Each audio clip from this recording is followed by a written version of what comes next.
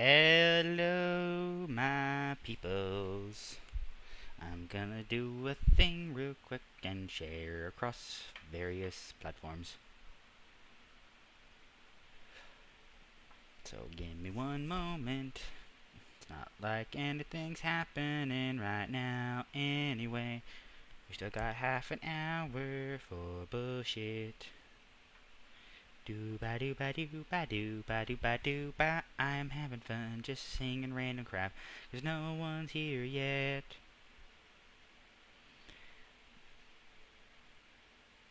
What am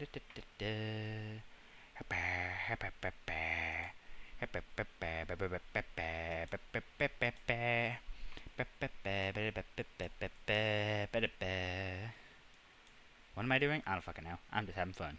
Like I said, sharing this shit to other people, to my friends and shit. You know, just in case they want to watch it.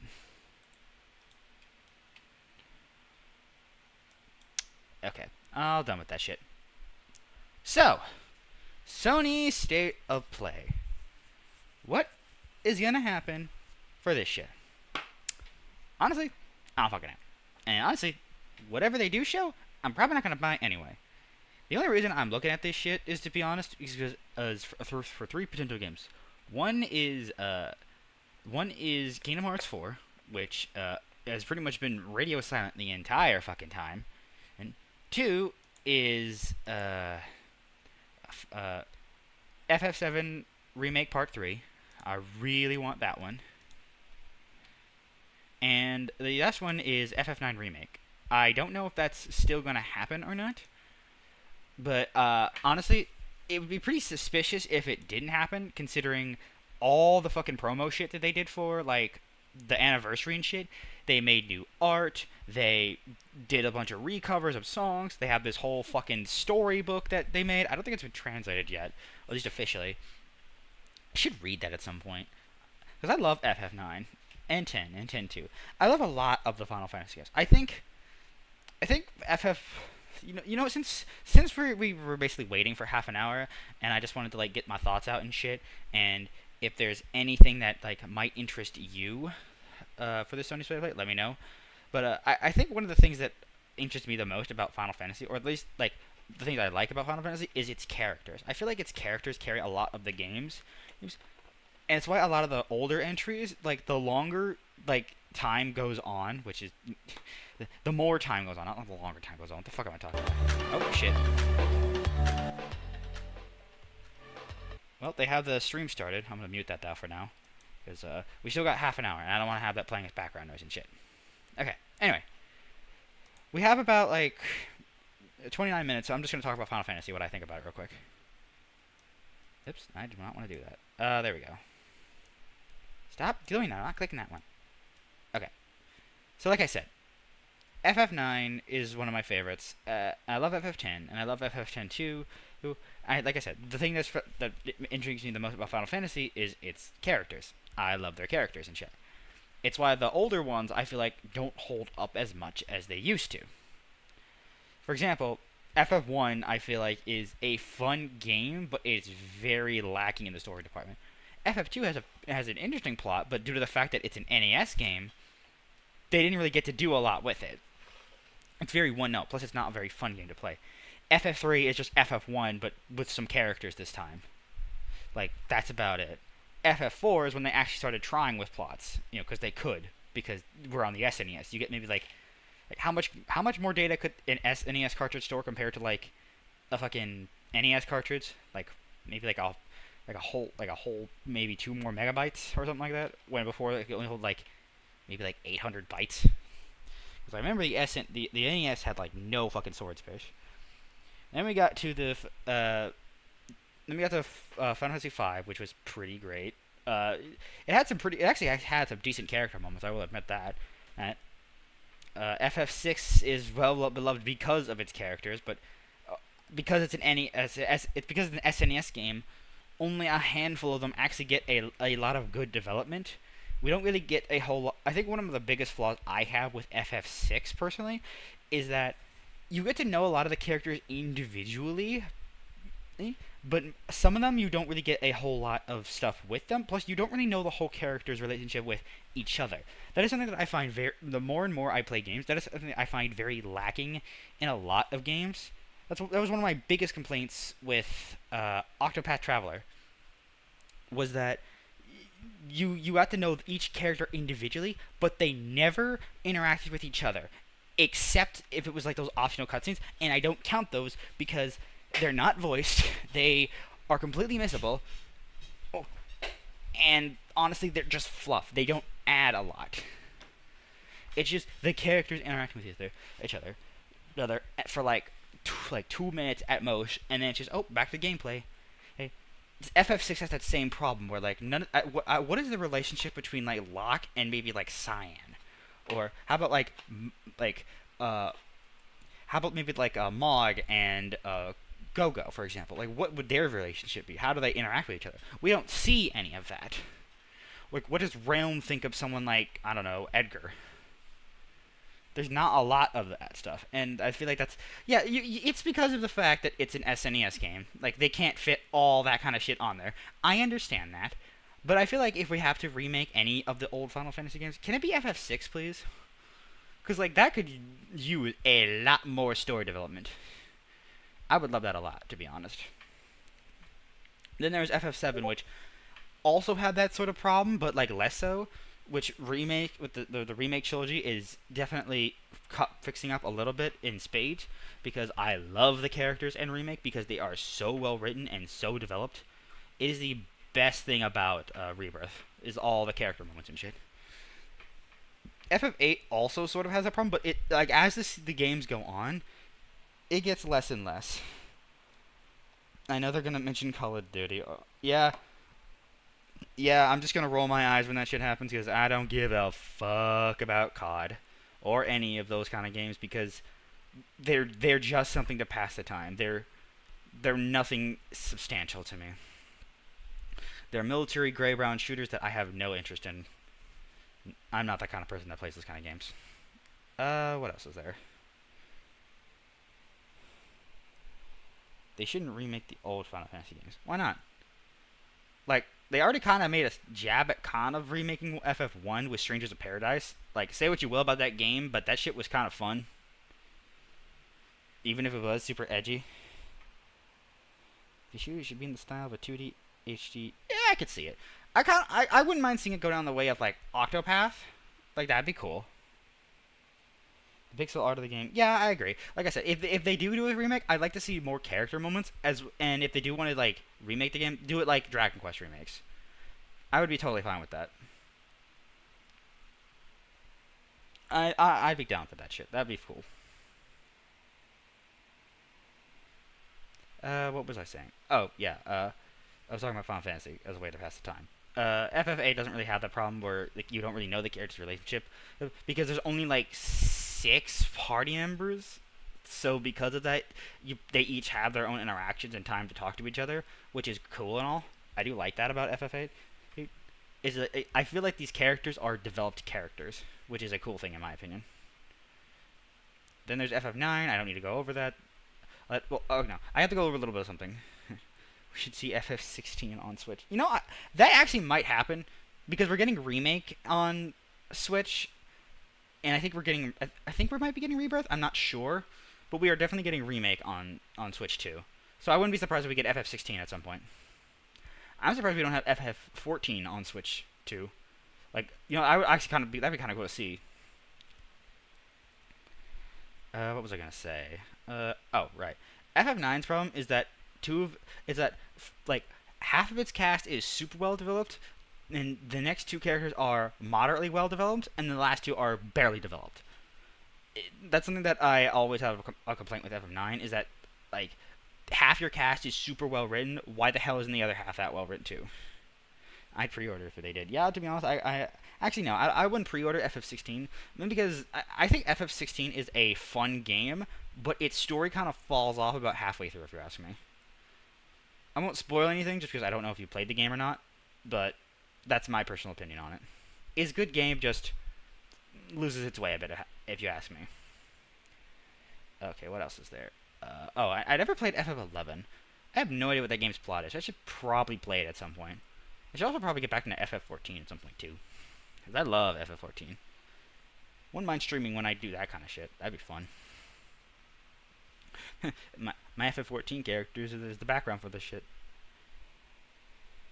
Yeah, I really want to get back into FF14. Maybe I could stream and be like Cider Spider or some shit. Nah, I don't think I'll be that devoted to that shit. They make FF9. They should overhaul how the skill learning system works. I mean, no. No, it's not. The skill learning thing is have a piece of equipment equipped until ability is learned, then swap to new one. That's literally it. It's just you just fight random battles along the way, and you'll learn it, and then you'll move on to the next piece of equipment. It gives you reason to not throw away your old pieces of equipment, because they could have abilities that they could learn. Plus, synthesis also plays into that. I don't really see the ability learning as a problem. The only ones that are problematic are late game ones, but even then you have access to ways to get lots of ability points, so that's a non-issue. I disagree. I don't think the system is a problem in the slightest. It's only a problem for the last two characters you get, because you don't have enough time to unless you grind, they're far behind. Everyone else though is not really that much of a problem. Okay. Honestly, when it comes to FF9, I feel like a lot of the problem is the balancing, because like some of the characters just are not good the entire game, or you have to work your ass off to make them good.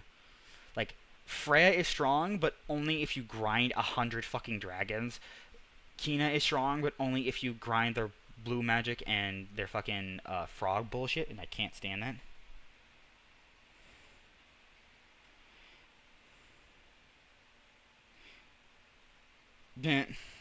The busted.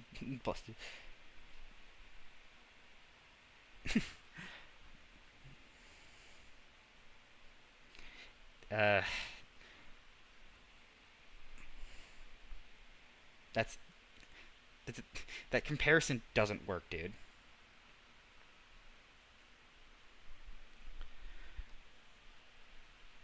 I lost my train of thought. Oh, right, FF11. I never played that. I don't know really what it's like compared to FF14, because I've only played 14. I'd be tempted to give it a try as maybe a streaming thing, but I need maybe when I have a bit more money, because I think that's the shit still has its subscription based shit. It's still running, I believe. It's not been shut down. It still has an active player base from what I remember. I just don't remember what the game is like.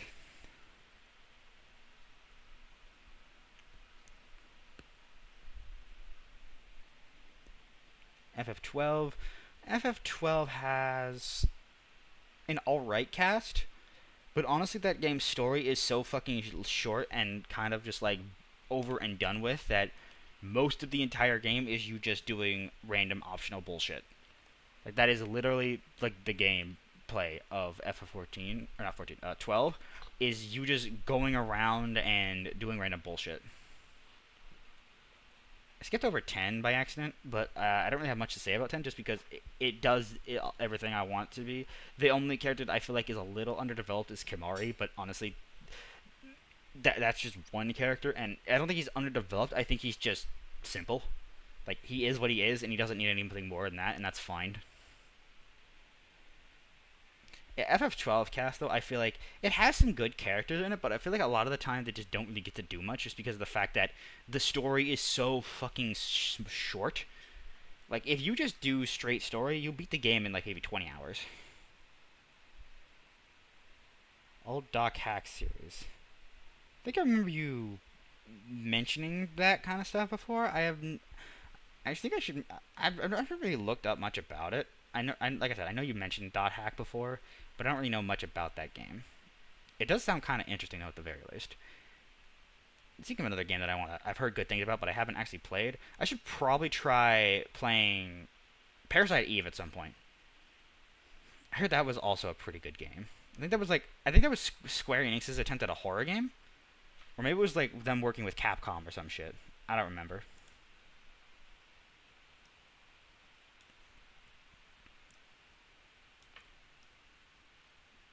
Still, though, I am really excited for more Final Fantasy shit because I'm a Final Fantasy nerd. I played that shit since. What the hell?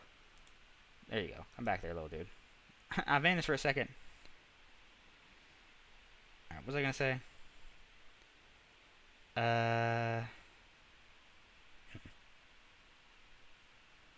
No, wait, still fucking around.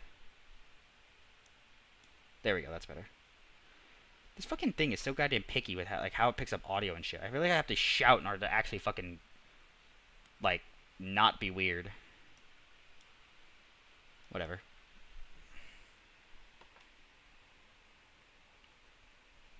Alright. Maybe I'll look it up a little bit later. And there was FF13. FF13 has this problem of, I feel like its story not being told to you 100% well enough, if you ask me. Okay, this is like... No, don't do that one.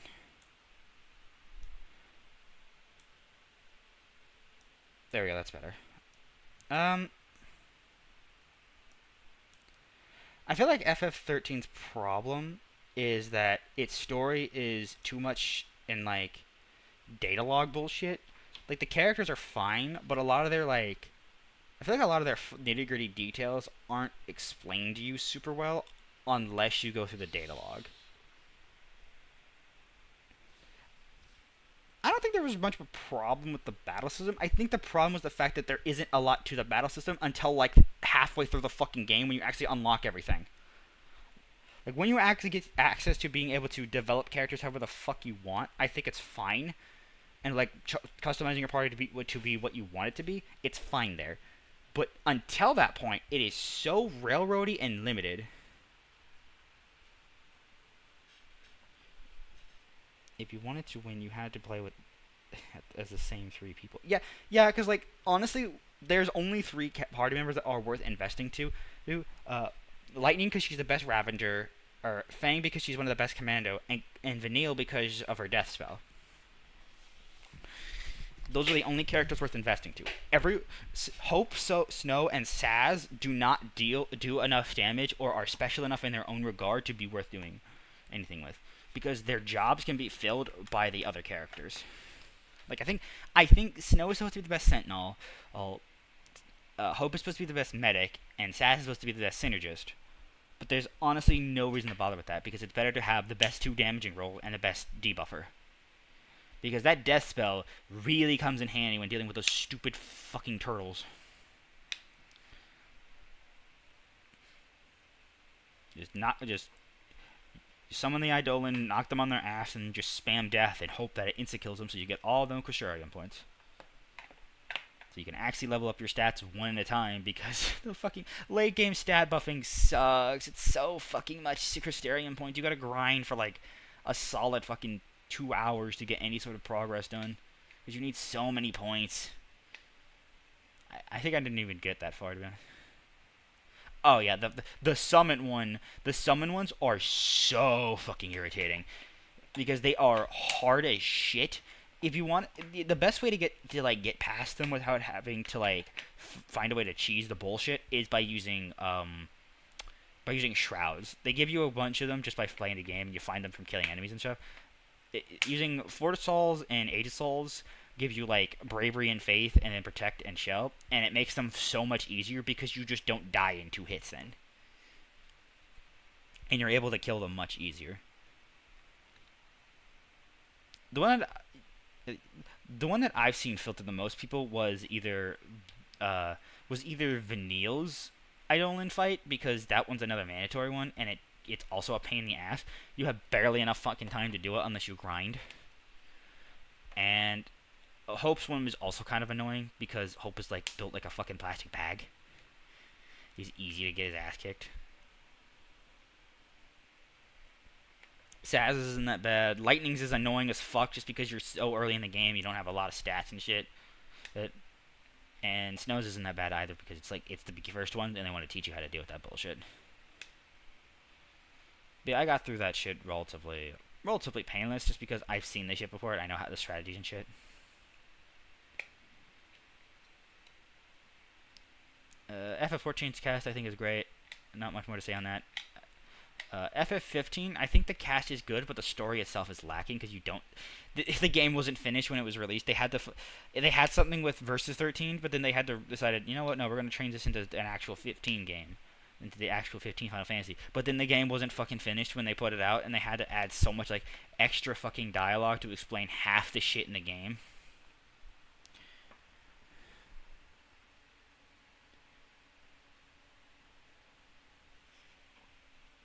I remember thinking that the story made little sense. So there's godlike beings, and they all live in a floating orb, and they give tasks to people.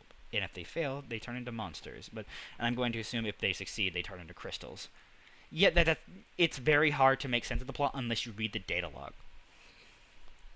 You never see what the tasks are, but everyone treats it like racism, even though there's good godlike beings that gave them their so basically let me explain that part real quick. So basically there's two types of fallacy, which are the godlike beings and shit. There's cocoon fallacy and there's pulse fallacy.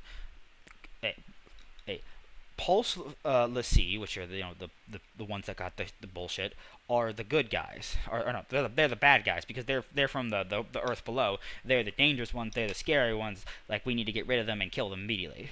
The cocoon fallacy, when they give someone a focus, they're treated as like, we need to listen to our fallacies. We need to have them take care of bullshit, help this person complete their focus. Essentially, it's two different factions, and the ones that the main cast fight and get them getting branded by is a pulse one, which is why the government is out to kill them. It's basically just two different warring factions at the same time.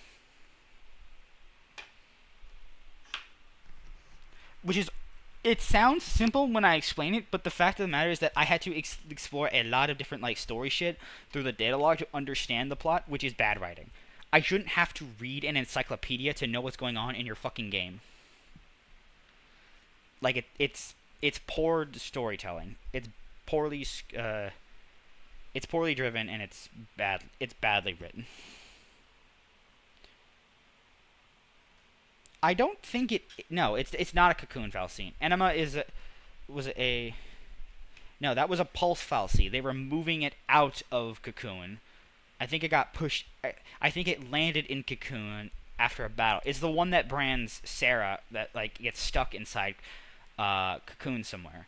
Because I think it was like a remnant of the war between Pulse and Cocoon, and then they were trying to move it somewhere else to get rid of it, and it awoken and started causing problems because of lightning in the gang going to beat the shit out of it, and it branded them. The Pulse, you can tell it's a Pulse fallacy because of the tattoo it gives them. The Pulse tattoos are like sort of like pointy lines and shit. Cocoon tattoos from like their fallacy are like small and like little small tattoos looking things. The Pulse ones are much grandeur and much bigger.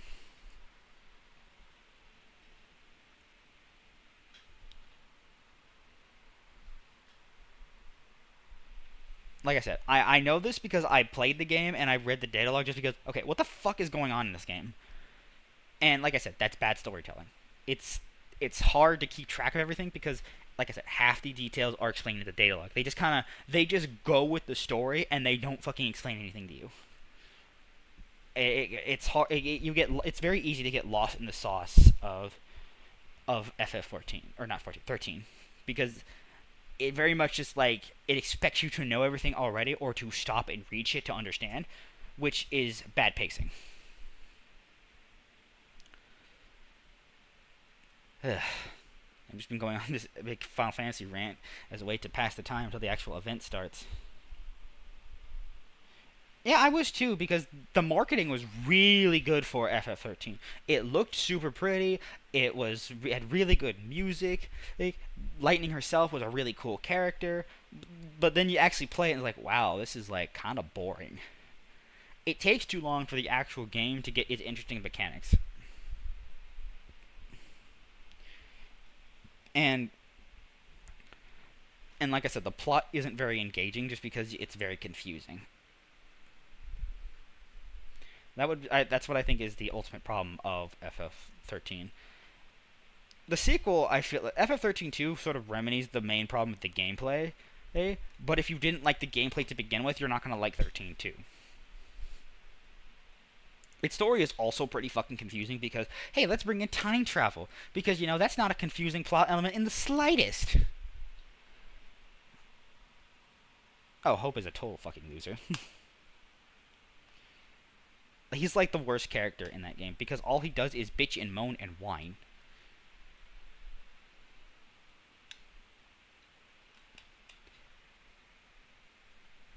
And I understand why he's bitching and moaning and whining, but that doesn't change the fact that it's still fucking annoying. And I can't exactly relate to him because of his bitching and whining because, like, you don't get to know, like, his relationship with his mom in the slightest. So, like, you don't really feel anything when she dies and he's going on a revenge trip. Except against Shando, because Alexander is a pretty cool summon, I will admit that. But as I was saying, you don't get to see the relationship between him and his mother at all, and his mother doesn't really feel like a character. It feels like a plot point. There's also the thing where his whole thing is that he's pissed at Snow because he feels that he got his mother killed, which isn't what happened in the slightest. Like, she volunteered to help fight, and she couldn't, do anything to stop it because, they blew up the bridge they were on. She kind of almost fell to her death. She did fall to her death, but you know what I mean. The problem with Hope's whole thing is that he's angry at someone because, like, he's angry at someone for something that is not their fucking fault, and he's blaming the wrong person.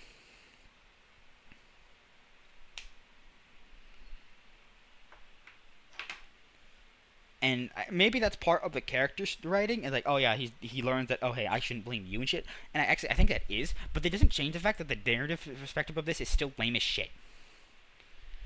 So just like I've been saying, like I hate it when games or like stories or whatever, like, oh, this character's in the wrong, but we're really gonna hammer in to make sure you know that he's wrong, even though it's incredibly obvious that this character is wrong. Like, we're not stupid. We know how morality works. We know when a character's in the wrong, and you don't have to hit us over the head with it and treat us like we're 5 years old. It also doesn't help the fact that I don't like Hope's voice. Hope gets to get better, and like in Lightning Returns and 13-2, he becomes way less fucking annoying, and I actually kind of like him in those games. But in 13, no, get the child away from me. People say Vanille's annoying, but honestly, I don't find her annoying. I just find her bubbly. Like, everyone's like, oh my god, her voice is so annoying. Why does she talk like that? Why does she put on that little voice shit? The thing is, that's not a voice she's putting on. That is literally just how the actress talks and how she sounds. Which is honestly, I don't know if that's funny or just kind of sad that people were being annoying about that kind of shit. Either way, though, that's all I really got to say about FF in general. I love that series, and I hope that there's something like that in the state of play. If not, oh well. Still got about 3 minutes to kill before the state of play happens. I think I said this before people joined in, but I'll say it again. What do y'all hope for in the Saz with the best written character? Yeah, I kind of agree with there. I feel like Saz is probably one of the better written characters of the game. I'd say it goes Saz, Lightning, Vanille, Fang, Snow, Hope. Like, Snow doesn't really have any problems, but there's nothing really good about his character either. He's just like big himbo that loves his fucking wife. Like, alright, I can't see any faults with that. He is what he is, and that's fine. Fang, I feel like, is a good, like, supporting role character for Vanille, but beyond that, it's just like she sort of has the same thing with Snow, where like she doesn't have a lot of development, but she doesn't need it. Vanille, I like her little journey of like of how she goes from like she puts on this big cheery pop thing, but inside she's actually hiding a lot of like depressing bullshit because she's trying to like repress it basically, and I do like that. And it adds a bit of depth to her character, and I like Lightning just because she's a bit funny just because she's kind of a bitch, but she also kind of breaks out of that bitchiness and becomes more of like a down to earth kind of person, and I appreciate that.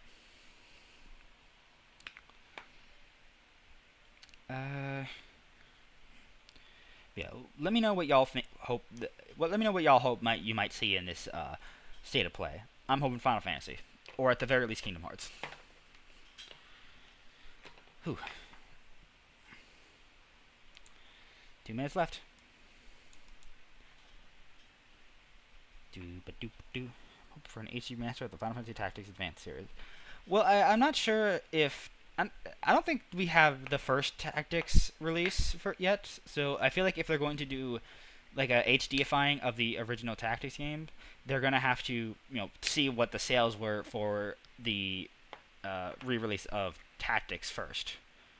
Which I'm not sure if I should play or not. I might give it a try on the like the advanced mode or whatever they did, where it's like slightly more user friendly compared to the original game. Because I remember trying playing that on the War of the Lions version for the PSP, and it didn't really click with me. Anyway, it's about to start, so we're gonna full screen this bitch.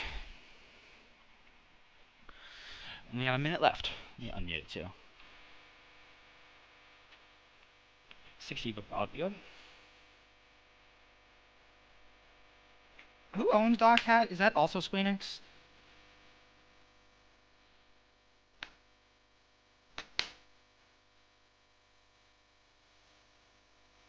I'm actually not sure if that's like Squeenix or someone else. These are kind of nice.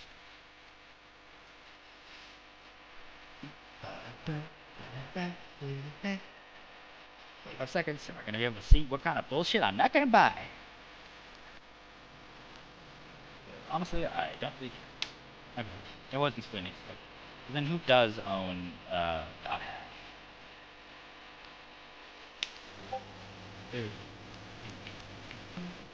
I'm just having fun now with the music. I've done my like long spiel and ranting shit. Oh.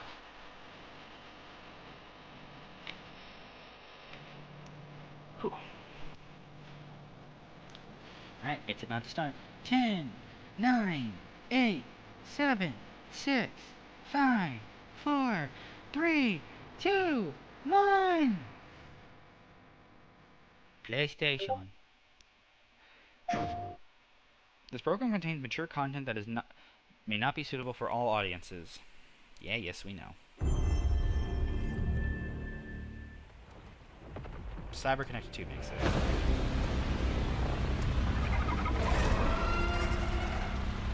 Where the fuck are we?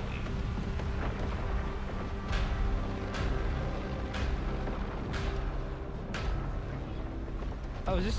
I don't know what this is actually. I thought this might be Doom, but I'm not sure. Every time the sun dies, time stretches and tears. It's the end of the world as we know it, and I feel fine. Yo, dragon.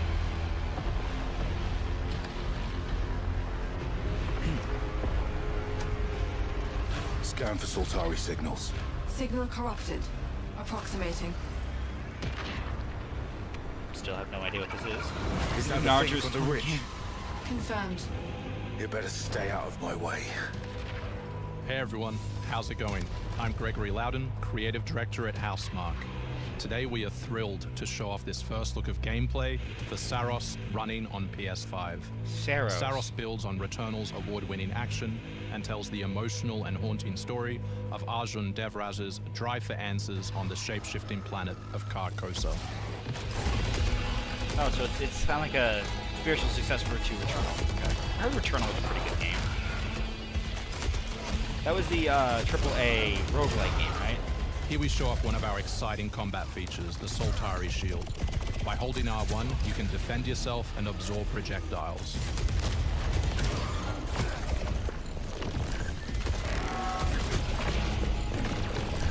Yes, the exciting option of a block button.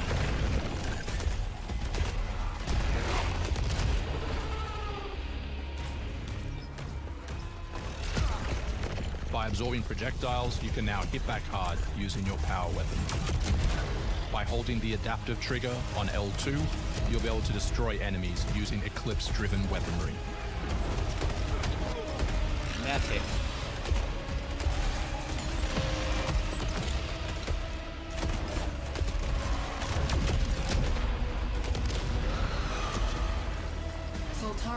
cache detected. Mark it on the map.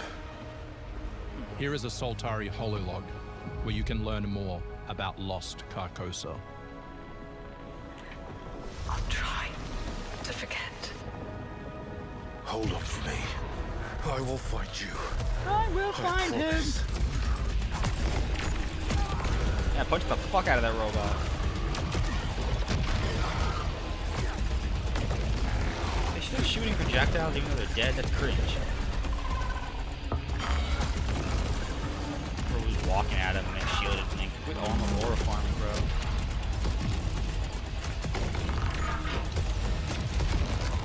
He's gonna die. Not yet. These are just actual gameplay. Like it doesn't feel scripted. It's not a multiplayer game. Bro, learn to block. This is Second Chance, where you can be revived on first death to get straight back into the action. Second Chance is part of our permanent progression systems, which means you will always come back stronger. So it's an extra life. Got it. New Nier game, huh? I'd be alright. It's less depressing. That's all what Nier is. It's just nothing but heart-wrenching sadness, and it sucks.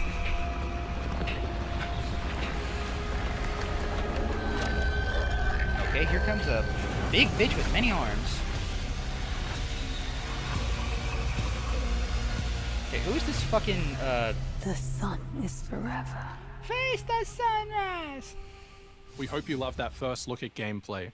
We're looking forward to revealing more on our mysterious and moving story and our amazing ensemble cast of NPCs in the coming months. I don't want to know. Next year is when you'll be able to play Saros on PS5 and enhanced for PS5 Pro. Could this Thanks dude for sound watching. any We can't more wait to bored? share more from all of the team working on Saros. I can't wait to share more of my monotone voice talking to you about this game we're developing. Like, bro, put some emotion into it. Like, come on.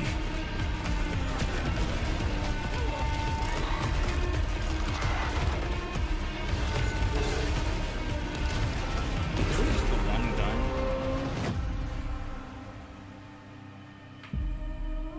Setos. Maybe I'll play that if I play Returnal. I heard Returnal was good. Come back stronger. No, I wanted to come back weaker. Next year. Don't care.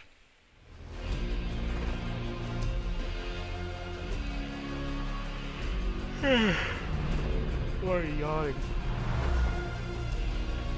This guy looks like he loves sarcasm and says unironically, unironically, lol. Yes, we're aware of what time the state of play is at. We're currently watching that state of play. You actually want to deploy her? You cannot be serious. Cascade is one of our most highly trained operators. Oh, it's She's been shelved for 5 it's years. a sequel to The Disco parties Elysium. marked her as a failure. She won't have to do it alone. Her old squad is still out there. I thought they'd all been ripped to shreds. Probably. But she can scrape what's left of them back together. Lead them to their deaths all over again. And what if she butchers it like last time? We'll do what we always do.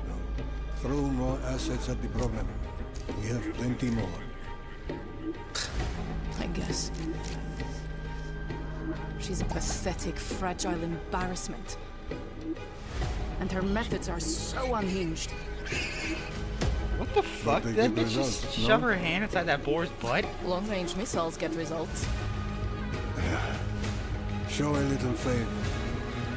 We're at the end of history.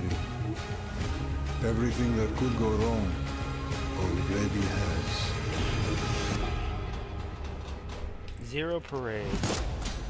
4 Dead Spies. Coming 2026. Okay. I never finished. I didn't get that far in Disco Elysium. I think I stopped because just like I have no idea what's going on, and I have no idea like how to progress, so I just gave up.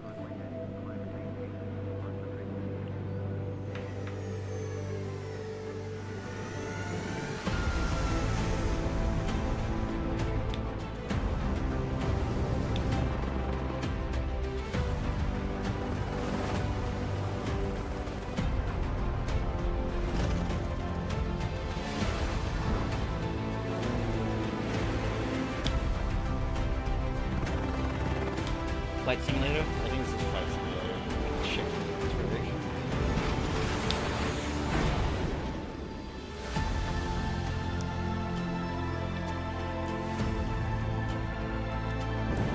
Ooh, flying over to Ori. That's kind of cool.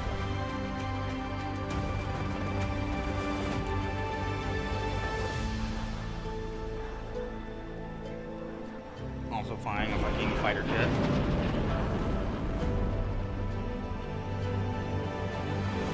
Microsoft Flight Simulator 2014 or 2024.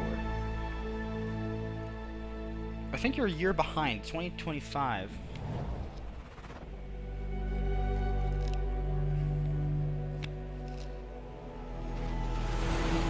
Never forget. No. Oh my god.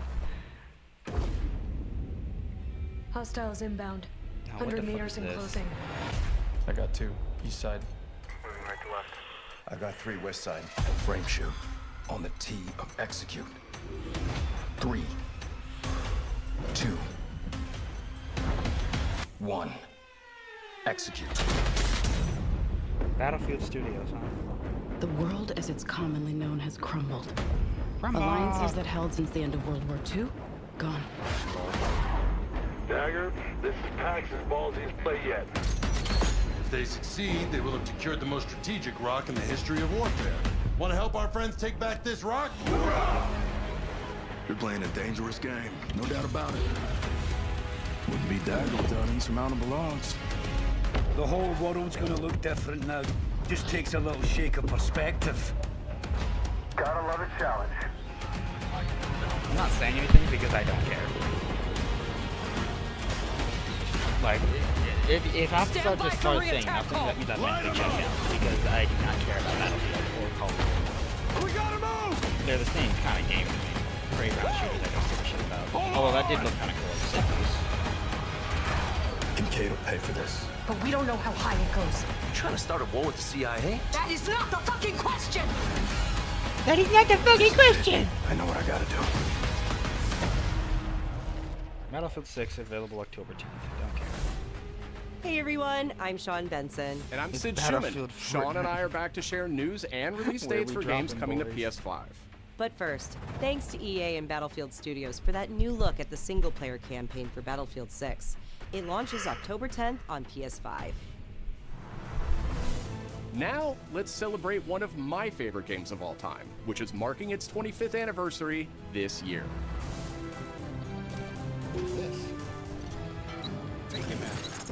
Deus Ex returns. This PS5 remaster is a collaboration between Eidos Montreal and Aspyr, the studio behind remastered classics like Tomb Raider and Soul Reaver. On its way back to the people. And you can't do a damn thing about it. You play as JC Denton, Don't tell me you're going to Maybe wear we should the try same. an getting a augmented job. operative working to uncover the truth. Vision is augmented. This new version adds enhanced visuals, overhauled controls, and support for key PS5 features like haptic feedback. You took damage Deus doing Ex that, by the way. influenced a generation of Screen flash RPGs red. with its emphasis on choice and consequence. No two playthroughs unfold the same. Deus Ex that mean? Remastered arrives on PS5 early next year. It's almost Halloween, and you know what they say, everyone's entitled to one good scare. Dead by Daylight. Oh no, Halloween Death the comes game. to Haddonfield in Halloween the Game, a tribute to the John Carpenter classic. The team at Ilphonic invites players to an asymmetrical horror sandbox God, where it's you can another play Dead as a by Daylight civilian type game. survivor or Michael Myers himself. In each game, it's up to you as survivors to save these hapless townfolk or to hunt them down as Michael Myers. He possesses unique abilities like shape jump, allowing him to move around the map unseen and pop out where you'd least expect him. Playing as a civilian, it's up to you to lead townsfolk to safety, find a phone, and call the police for help. Civilians can also scavenge for gear and weapons to help them survive when they inevitably cross paths with the unstoppable Michael Myers. Become the boogeyman or protect his victims when Halloween the Game launches on September 8th, 2026. They went and made Michael Myers a dash killer, so they're like, fuck you, we're making our own fucking big Dead announcements by from Daylight. 11th Hour Blackjack Games. and hookers. First, their hit action RPG Last Epoch is in development for a PS5. This celebrated dungeon crawler is known for its extensive skill customization, deep and rewarding loot system, and massive time-traveling world. You'll battle through the past, taking down gods and toppling cursed empires to save the world from its ruined future.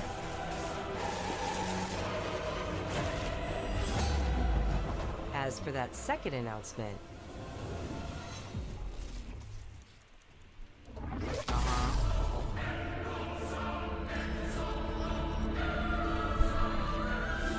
Last Epoch's first major expansion, Orobis, will arrive at the same time as the upcoming PS5 release. Yeah, I don't care. Yeah, you can play as Michael. You can play as Michael or the survivors. The Seven Deadly Sins Origin is an open-world RPG based on the beloved Japanese Didn't this series, show like go to shit or offering something a because it got vast really single-player horny? campaign and multiplayer areas where cooperation and exploration go hand in hand. Follow in the footsteps of Tristan, the Prince of Britannia, and play an original story you can experience only in the game. Capture creatures, go fishing, cook your own meals, mine resources, and craft new items as you explore Britannia It's a life on your sim own. game. Or step beyond the open world to tackle dungeons with a team of up to 4 other players. This gives me like In a Genshin multiverse Impact that vibes. transcends time and space, original That's not a heroes good join thing. forces with beloved characters from the series to embark on a grand adventure. Girl, use your fucking legs, quit flapping around. What the? Who's that fucking pink bear? Venture out alone or with friends when the Seven Deadly Sins Origin arrives on January 28th. The fuck was that? Nope, Sonic Two Crossworld. iconic characters finally meet in Sonic Racing Crossworlds, launching on PS5 Wait, tomorrow. I know that theme. Oh, right, Mega Man. Mega Man and his trusty vehicle, the Rush Roadster, join the lineup as part of the Mega Man DLC pack that arrives early next year. But they're not alone. Oh, Proto Man also speeds into the pack. Neat. Also included is a stunning reimagining of Dr. Wily's castle from the Mega Man series. Cool. That actually does look Familiar pretty cool. sights and sounds will take players back to some of Mega Man's most memorable adventures.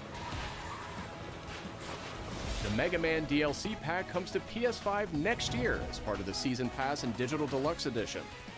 The early unlock period is already underway, so Digital Deluxe Edition owners can get into Sonic Racing Crossworlds right now.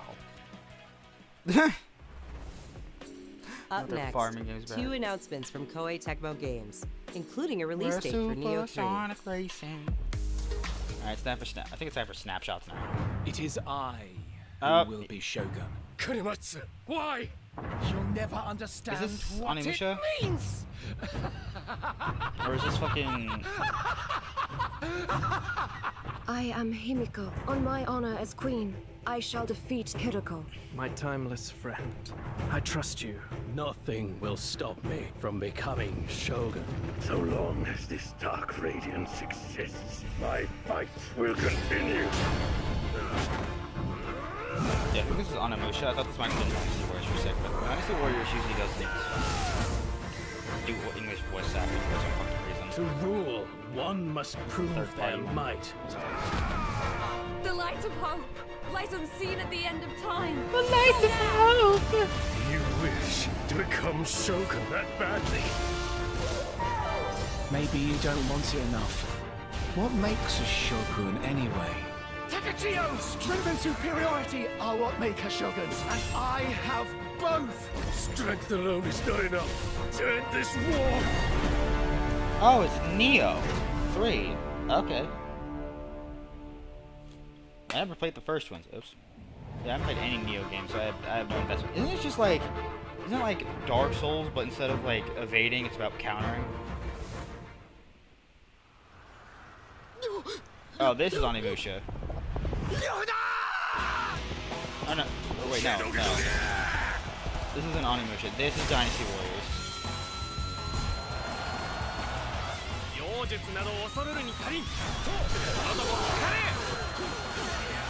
We're remaking the first Dynasty Warriors game.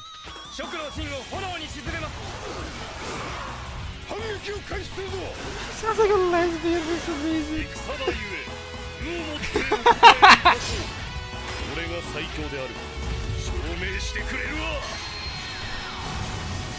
I'm not like it.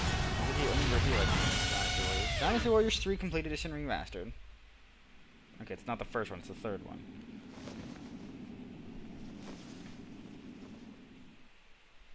What the fuck was that?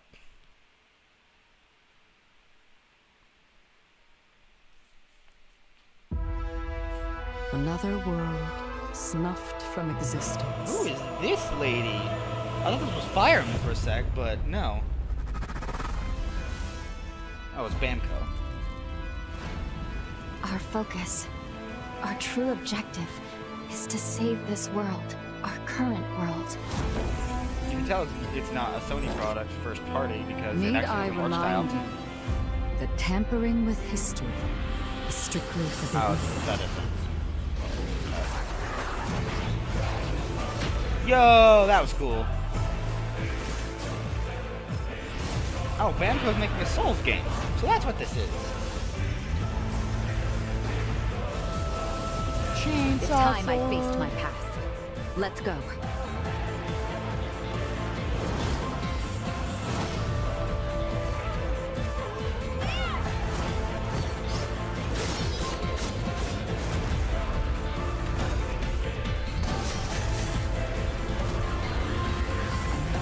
Today, you'll pay your dues! Yeah, you owe me like $1.50, bitch.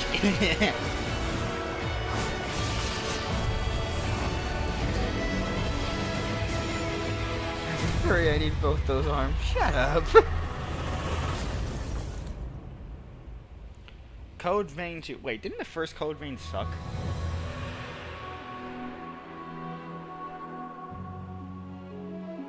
I thought the first Code Vein, like, sucked from what I heard.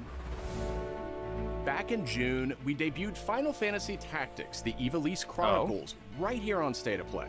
Today, we're joined by the game's director, followed by news from other special guests who are joining us just as Tokyo Game Show kicks off in Japan. 皆さんこんにちは。ファイナルファンタジータクティクスイバリーズクロニクルズのディレクター前広です。プレイステーションで発売したオリジナルのファイナルファンタジータクティクスから30年近く経った今でも多くの方がこのタイトルをお気に入りの一本として挙げてくださっており、オリジナルスタッフの一人として大変嬉しく思っています。今回イバリーズクロニクルズという新しい形で再び皆様にお届けできることに我々もワクワクしています。フルボイスや難易度調整などファンの方はもちろんこれまで遊んだことがないプレイヤーの方にも快適に遊んでいただけるように様々な工夫を行いました。 Do not feign concern for me. I see your words for what they are. どなたでも楽しんでいただける内容となっておりますので、ぜひ遊んでみてください。それでは発売をお楽しみに。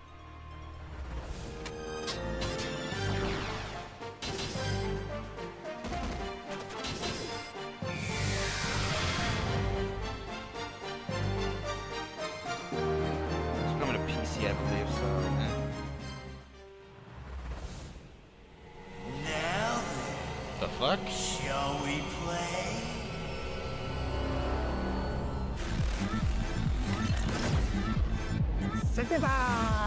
What the fuck? アンクルさん、いよいよ発表できる時が来ました。はい。タイトル名はレッド・イット・ダイ・インフェルノです。なるほど。ということはレッド・イット・ダイの正統後継作品ってことですね。はい。開発チーム頑張ってます。このゲームは近接アクションとローグライトを軸に PVPVE の仕組みを取り入れたいわばエクストラクションアクションゲームとなっています。プレイヤーは地獄門と呼ばれる巨大な穴を探索するレイダーとなり、たくさんの恐ろしい怪物や他のプレイヤーのレイダーたちが入り乱れているフィールドを探索し、踏破を目指します。今度は地獄なんですね。はい。探索で手に入れたアイテムを持ち帰るため無事生還したいところですが、死亡すると全てロストしてしまいます。所持品だけではなくキャラクターのボディすらロストします。相変わらず理不尽だね。はい。レイダーたちは探索とボディの入れ替えを何度も何度も繰り返し、一番強い自分を作り上げてどこまで潜れるかを競うのが醍醐味となっています。皆さんに新たな面白さを感じてもらえると嬉しいです。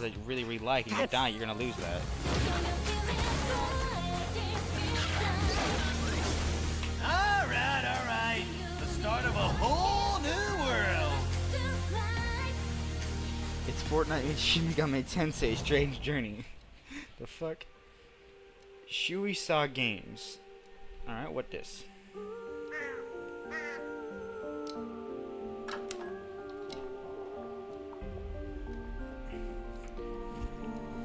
Guessworks.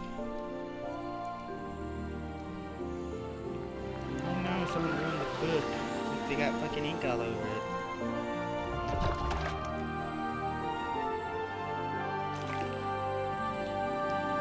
Bound to an unfinished draft or pushing up an endless something. Alright, it's a 2D platformer. It's really stylish. You can shake that one last.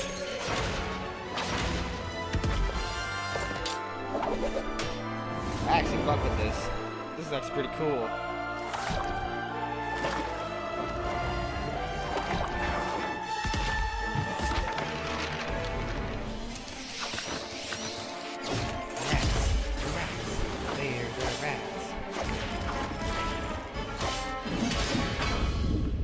Chronoscript, the end, this end.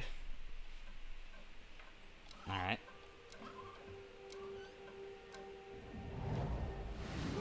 That was neat. デスクワークスディレクターの藤井智です。集夜社ゲームズプロデューサーの山本です。完全新作クロノスクリプトエンドレスエンド。世界初公開映像いかがでしたでしょうか。本作は洋館を訪れた編集者が終わらない物語が描かれた原稿用紙にとらわれてしまい、そこから脱出をするという探索型 2D アクションアドベンチャーゲームとなります。手書きのペン画というアートスタイルをベースに奥の深いダークファンタジーとして皆さんにお届けできる予定です。終わらない物語がテーマですが、開発はしっかりと終わらせます。クロノスクリプトエンドレスエンドは2026年発売予定です。さらなる続報をお楽しみに。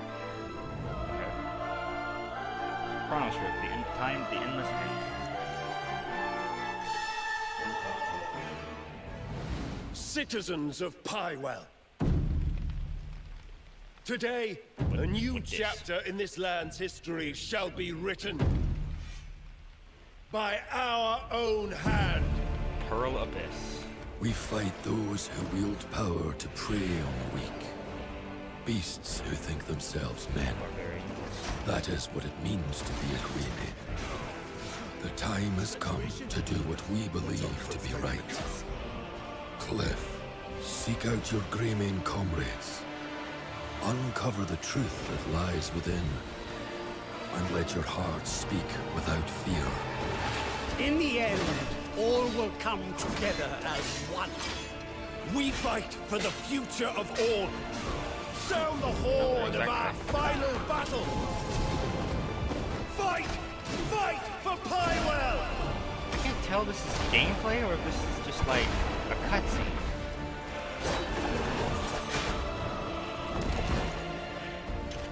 Your fight is not for revenge, nor glory, nor pride.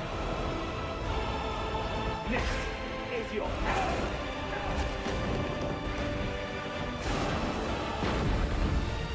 Remember who you are, and let it guide your path. For at the end of it, you will find the answers you seek. Crimson Desert. Huh. Drop another God of War hero. My life is yours. It's a third-person Skyrim like, oh dear. What the fuck? Did they just give us a fucking... Okay, there's speakers. I thought they were giving us a fucking Sony like Alexa.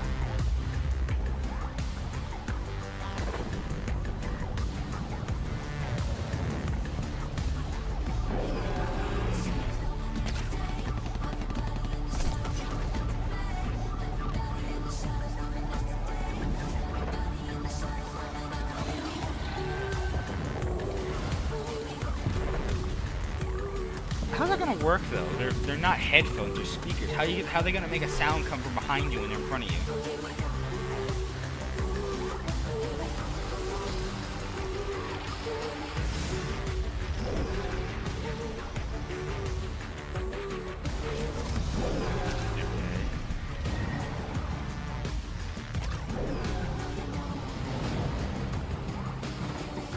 Alright, this is a really, really ugly looking Switch.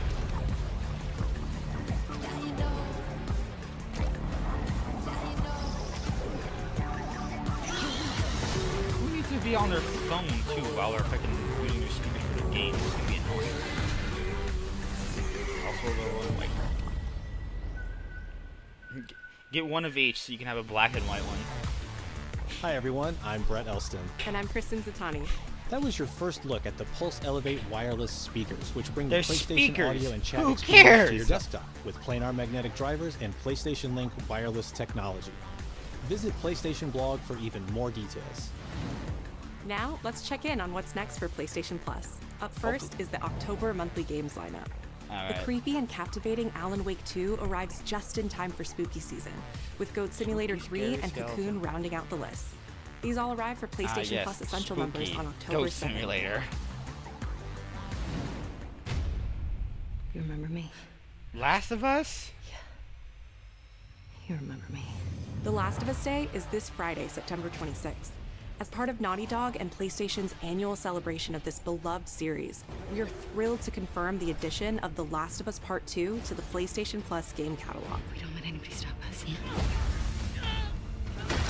Come out and fight!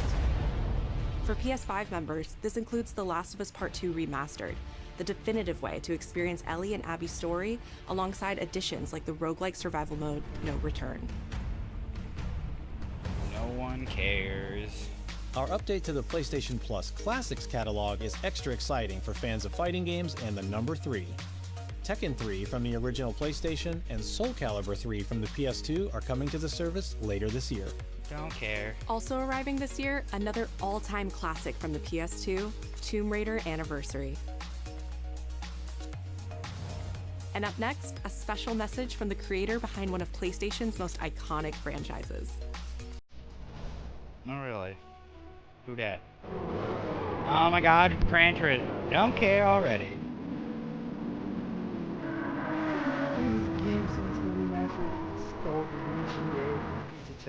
皆さんこんにちは。グランツーリスモシリーズプロデューサー山内和則です。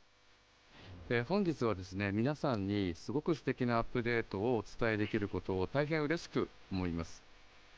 この2025年の6月25日に、なんとグランツーリスモの、累計売上本数が1億本を超えたそうです。1億本です。この1億本を超えるってすごいことだなって、作ってる僕らも思うんですけれども、この1億本を、超えたことを記念して、この年末にですね、僕らはグランツーリスモ7のスペック3のアップデートを行う予定です。スペック3のアップデートには、2つの、レーストラック、フォーミュラ1でも使われているトラックであるとか、あるいは8台の新しい車であるとか、新しいサーキットエクスペリエンス、あるいはデータローガンフィーチャーであるとか、それ以外のさまざまなゲームフィーチャーの大きなアップデートを予定しています。皆さんのおかげで、30年かけてグランツーリスモ1億本を達成しました。本当にありがとうございます。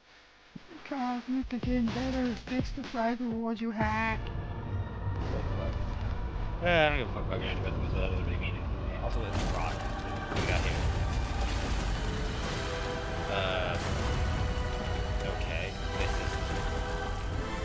Oh, okay. Now we have the PlayStation controller in red. Oh, it's God of War. Hey, you got God of War, you got a fucking controller with a red line on it.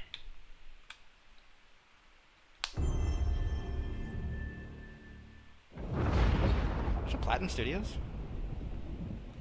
Been fighting longer than I can remember. Oh, damn. Oh, it's the Wolverine game.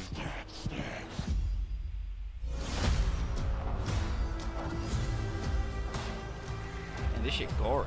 They fucking ripped that dude in half. I'd like to say I'm not a violent man. The trouble just has a way of finding me. Jesus! But I'd be lying. Doesn't matter where I go.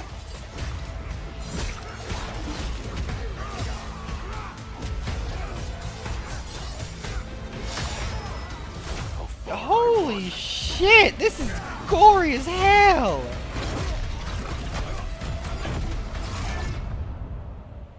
Death's always waiting.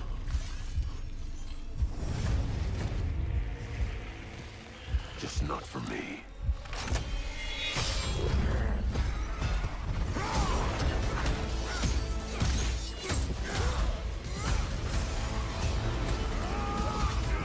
I'm not trying to use mass-produced hardware. Because I ain't no hero. Chill, that guy's dead. I'm Wolverine. Yo, that was kind of sick, I'll be honest. I don't give a fuck about superheroes, but that looked actually pretty cool. Oh, Insomniac games, okay. Seriously though, that was like, Jesus. Spider-Man would never.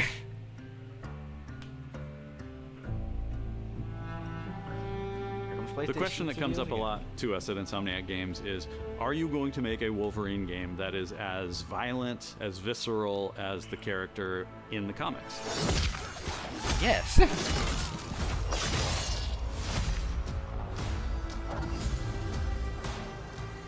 Working with Wolverine is interesting because part of the route to who he is that he's an unreliable narrator. He has gaps in his memory. So Wolverine doesn't really remember a lot of his life, and that's got to be an extremely frustrating aspect. He's this ball of rage and fury, but then he could turn on a dime, and he could be very, very kind and tender in the next moment. Lol. When we're casting for someone like Logan, what we're looking for in character traits are someone who can convey a lot with very little being spoken. When you have that first moment that we show in gameplay, there's so much emotion that you can feel behind his eyes. He looks relentless, he looks gritty, he looks angry, but also he looks maybe a little sad. That level of acting and being able to just deliver that performance with believability across both spectrums was something Insomniac, ourselves, we all agreed he's the one. We don't need to see anybody else. Hey, I'm Liam McIntyre, and I play James Logan Howlett in Marvel's Wolverine. That's not bad. That one sort of works. Fans out there know what Wolverine is, who he is. My job is to try and find the essence of who Wolverine is, especially as it applies to our story. People hurt him, people take from him, people betray him. He still fights for people who can't fight for themselves. It's one of the greatest honors of my life, one of the biggest responsibilities I've ever had, and one of the coolest things I've ever got to do. Sir, you have a pimple on your forehead. The entire game is built around staying true to the Wolverine experience. And then how do we want to put our Insomniac stamp on that? How do we want to put our own spin and creativity, but still give something new and fresh that fans are going to be excited about? It's the full package. It is a level of detail that we've never been able to do before. Yeah, because Wolverine's a You man can see lad, it I in the forget trailer. that. You can see pores. You can see blood in between the little lines of his teeth.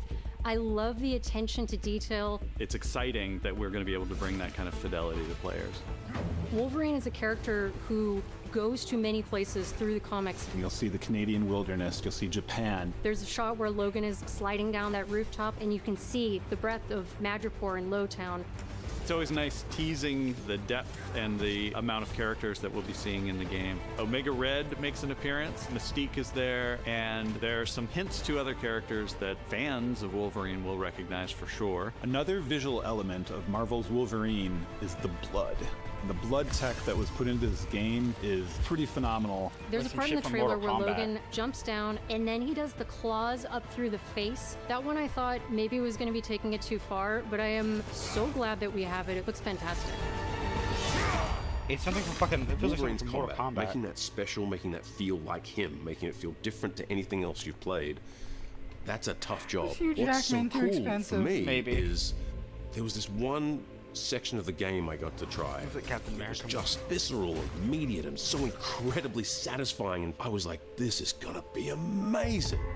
We're pretty excited about the artwork that we're using on the cover. It's dynamic, it's rough-edged. You notice it doesn't look like our past games. It has a sense of urgency and forward movement and rage and fury, and that's he's just standing there. One of the cool things about Insomniac is they are probably the most collaborative group of people I have ever worked with. They make you feel part of their team. That's not something you always get.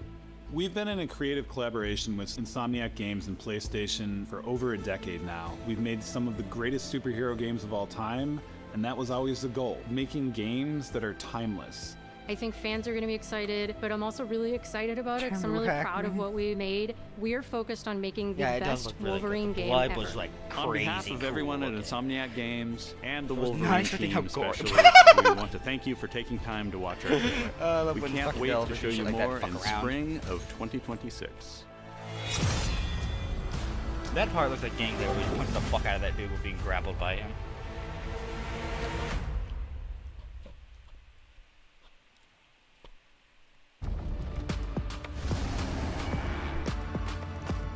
Recapping? Are we done already?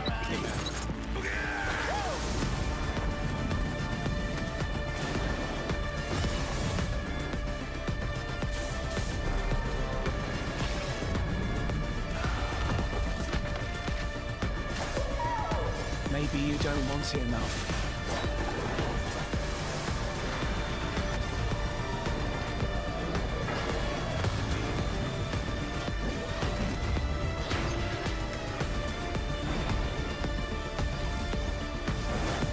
My fight will continue.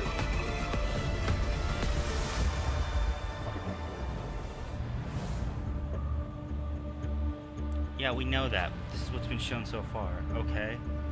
Are we done? PlayStation speakers versus Nintendo alarm clock. That was it?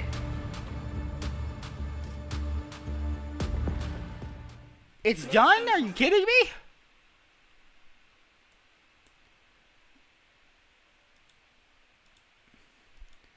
So their big fucking grand opus for that was Wolverine. All right. Well, that was a state of play. I give that like I'm giving that like a 5.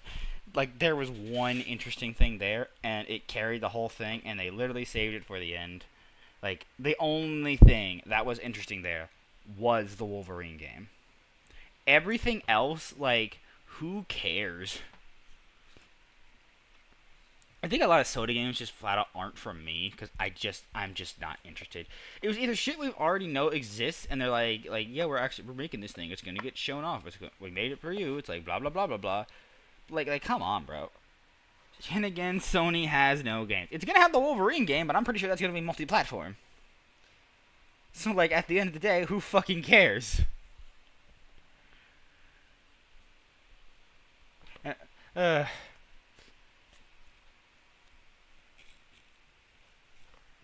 Yeah, that was pretty lame. Like the only thing that actually caught my interest there was the Wolverine game, and that's because how fucking gory it was. Like holy shit, that was like some Mortal Kombat type shit, and it was awesome. It's like goddamn, that dude got fucked. The Gran Turismo update makes me angry, and I don't even have a PS5 anymore. I don't give a fuck about Gran Turismo, so like it doesn't really affect me. But like I could probably see it. But yeah, yeah, 5 out of 10. I don't know if that was better or worse than the fucking Nintendo Direct. To be honest, looking back, the Nintendo Direct from before was pretty ass too. Like the only thing that was there that I cared about was Tomodachi Life, and I just got to know the release date, and that's all I wanted to know. But I don't really think I have anything else to add to this, so I'm gonna stop the stream and go do some other stuff. So I'll see y'all next time. Bye!